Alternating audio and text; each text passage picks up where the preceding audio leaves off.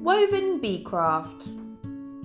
For this craft you will need cardboard oval shape, yellow wool, black wool, white card, scissors, black pen or felt tip and some tape.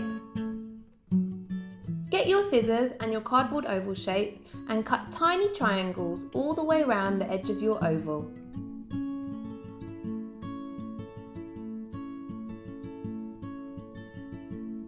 Then get your wooden stick and secure it with tape onto one side of your oval shape. Get your yellow wool and start to wrap it around your cardboard bee.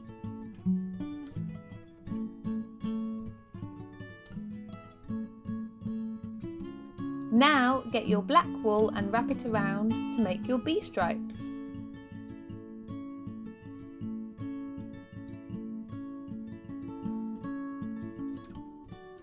Secure in place with tape. Decorate your bumblebee wings with black felt tip.